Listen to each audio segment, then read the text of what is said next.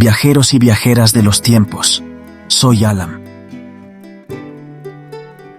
Vengo de las tierras mendocinas de montañas, ríos y otoños dorados. Pero mi origen es de otros tiempos y espacios. Tal vez me llamaron el conocedor de las estrellas, si es que aún son estrellas. No solo por ser astrónomo o lo creía, sino porque hoy, después de conocer sus misterios, me entrego al lenguaje de sus brillos en las noches serenas y dialogo en el cobijo del silencio. Son tan discretas y confidentes, sus intermitentes brillos y las cuerdas de mi guitarra germinando melodías fueron mis compañeras en los inicios de este viaje al despertar, mientras transitaba sus senderos junto a mi hermano Leo y nuestros guías impecables de Shara y Elwira, que nos llevaron por mundos impensables entre seres mágicos y guerreros. Creí conocer el cielo, y apenas había visto las fibras que lo sostienen.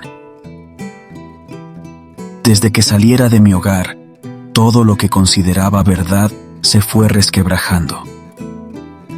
Y, en un duelo continuo con mis creencias adquiridas, intentaba levantar los escombros de una identidad perdida. Mi ser, que siempre fue un explorador innato de esta vida, me llevó a viajar por la espiral de estas creencias que supuse eran verdad. Y a medida que ascendía, éstas se iban diluyendo como lo que son, un espejismo impuesto por controladores de egos indomables, que desean primar sobre las conciencias. Por supuesto que esto me obliga a seguir enfrentando a las hambrientas sombras que asolan desde adentro y sobre todo a las que acechan con astucia desde afuera. Estas últimas son voraces y no quieren perder su alimento, el miedo. No sabemos quiénes somos en realidad. El mundo artificial hizo de nosotros un ser sumiso, inseguro y tan influenciable que creamos una imagen deprimente. Y cuando nos damos cuenta, se despierta el enojo y nuestra mirada se transforma en frialdad de puñales. Hoy te pregunto como lo hicieron alguna vez conmigo. ¿Te sientes capaz de enfrentar a tu ego? ¿Te sientes capaz de limpiar toda la basura que has consumido como realidad y descubrir quién eres en verdad?